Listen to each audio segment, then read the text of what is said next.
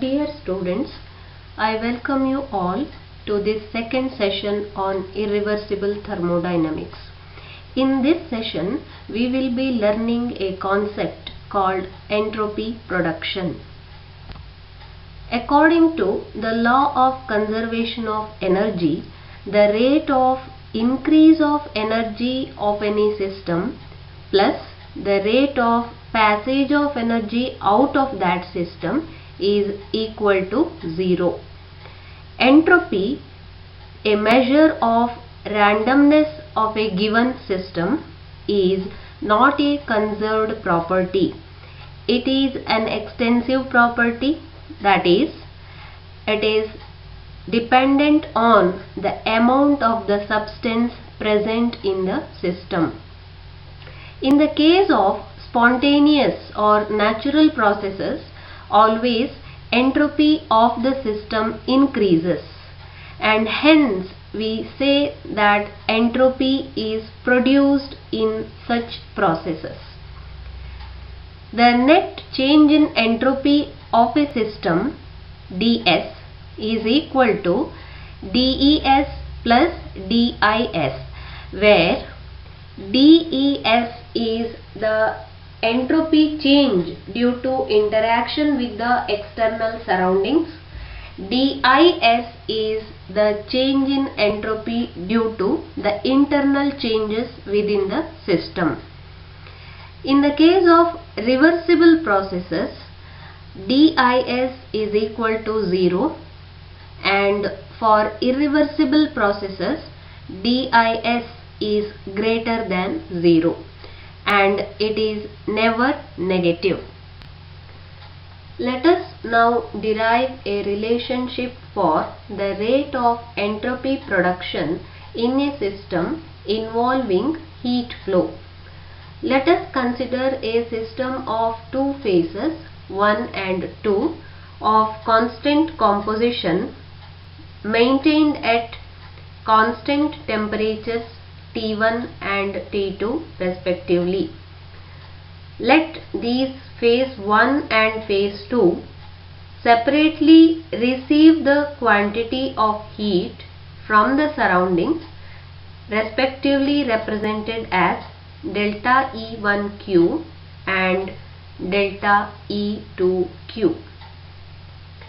If the heat received by phase 1 from phase 2 is represented as delta I1Q, then since the temperature is constant, heat absorbed can be considered to be reversible.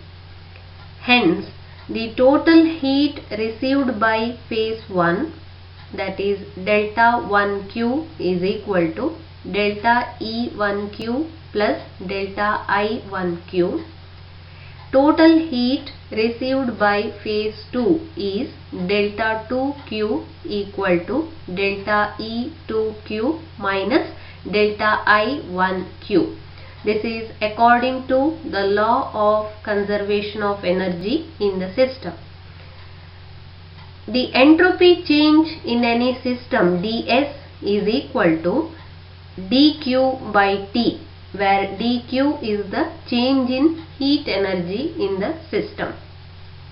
Applying this to phase 1 and phase 2, we get the expressions 4 and 5 respectively. For the entire system and surroundings, equation 1 is applicable.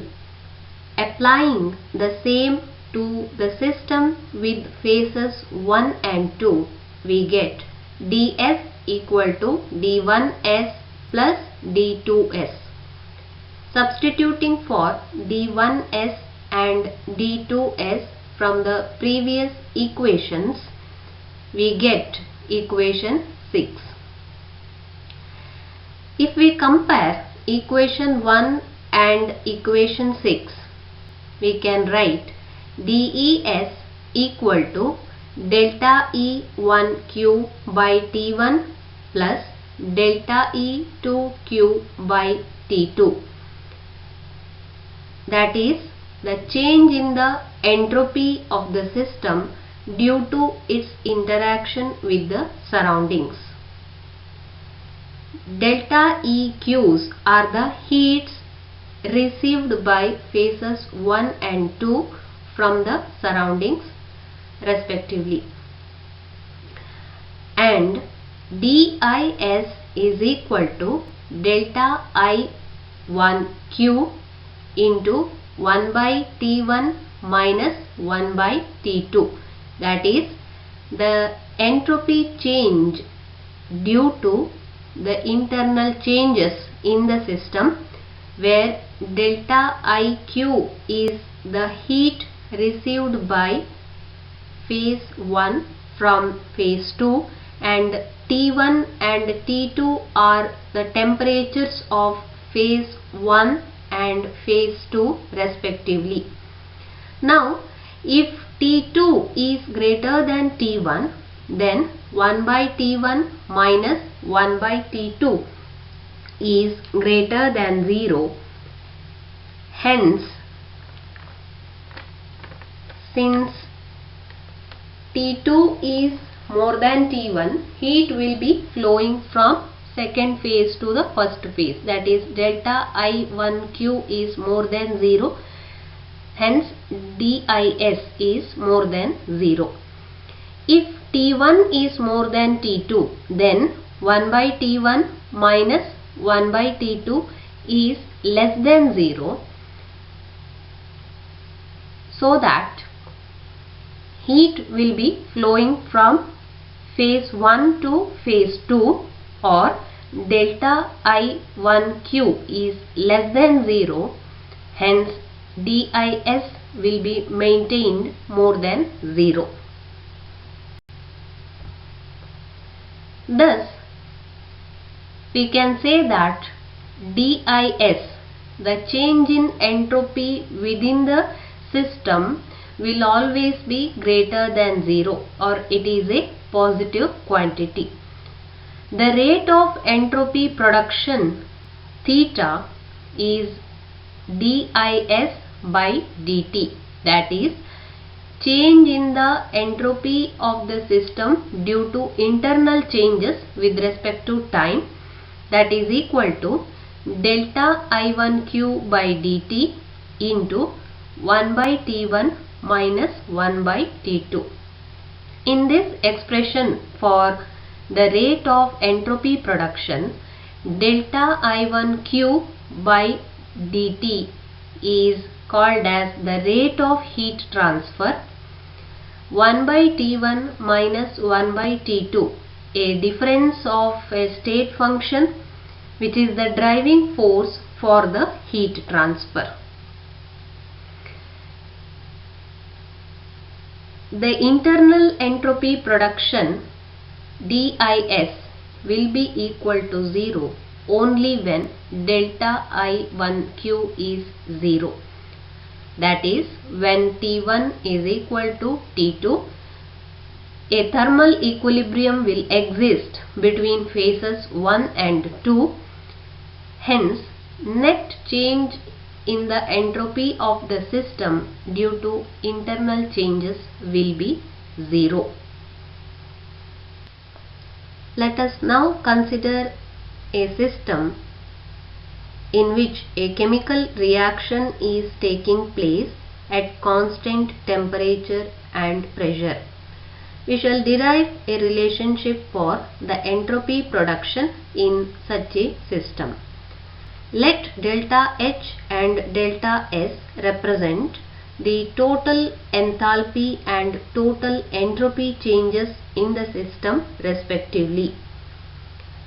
If delta H is the heat absorbed by the surroundings at temperature T, then entropy change of the surroundings represented as delta SS equal to delta H by T. Let delta IS be the contribution to the total entropy as a result of chemical change taking place. Hence, the total entropy change delta S will be equal to delta S plus delta IS, that is equal to delta H by T plus delta IS. So here the subscripts S represent the interaction with the surroundings and I represent the internal changes, that is the chemical reaction taking place. Rewriting the equation, we can write minus delta IS into T equal to delta H minus T delta S. But we know the relationship Gibbs free energy change delta G is equal to delta H minus T delta S. Hence, by comparing with equation 11, we can write delta G is equal to minus T delta IS. For an infinitesimal change, that is for a small change, we can represent delta as D, or we can replace delta by D. So we write DIS is equal to minus dG by T. Corresponding rate of entropy production dIS by dt will be equal to minus 1 by T into dG by dt. Therefore, we can say that the rate of entropy production is proportional to the rate of decrease of free energy of the system at constant temperature and pressure. From equation 1 we have ds. Substituting this in equation 19, we get dis by dt equal to A by T into d xi by dt. We know that the rate of any reaction is represented as V is equal to d xi by dt, that is equal to 1 by nu c dNc by dt. d xi by dt is the extent of reaction per unit time, that is the rate of the reaction.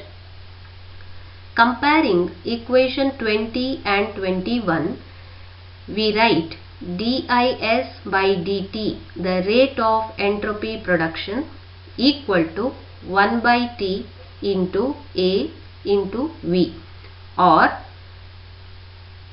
T into theta is equal to A into V, that is greater than 0. In equation 22, T is the temperature of the system, theta is the rate of entropy production, A is the d D'Ondar affinity, V is the velocity or the rate of the reaction. In this equation, the term A plays the role equivalent to the term 1 by T1 minus 1 by T2 in the previous derivation. That is called as the driving force for any reaction. In the case of heat flow, 1 by T1 minus 1 by T2 is the driving force, and in the case of a chemical reaction, affinity is the driving force. And T theta equal to A into V. If you consider this equation, A is the driving force, V the rate of the reaction is the flux. Comparing with the heat flow, the rate of flow of heat will be considered as flux. When in a chemical reaction both A and V are positive, then the reaction takes place from left to right. When both A and V are negative, the reaction takes place from right to left. If A is 0, that is, if the driving force is 0, then the reaction is at equilibrium, and if the flux, that is rate, is 0, then the system may not have A, that is affinity, as 0. Then the case where velocity or the rate is 0 and the force is not 0 is considered as false equilibrium condition. Example is a mixture of hydrogen and oxygen at room temperature. When we have R number of reactions taking place in a system, then the rate of entropy production dis by dt is equal to 1 by T summation over R AR into VR. The subscript R denotes the rth reaction. In this case, the rate of entropy production is the sum of the entropy production due to the various reactions. There are two situations under this condition. Case 1. Out of R reactions, if M reactions take place in such a way that quantity AI into VI is less than 0 and R minus M reactions will have the quantity AI into VI more than 0, such that summation AI VI for all R reactions is greater than 0, and these reactions are said to be coupled reactions. Case 2, where each of R reactions will have AI VI more than 0. Such reactions are called uncoupled reactions.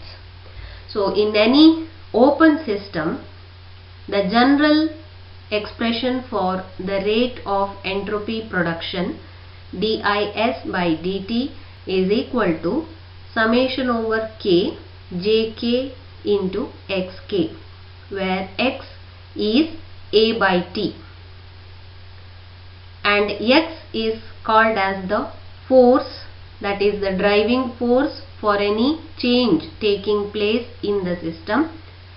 J is called as the flux or the rate of flow occurring in the system.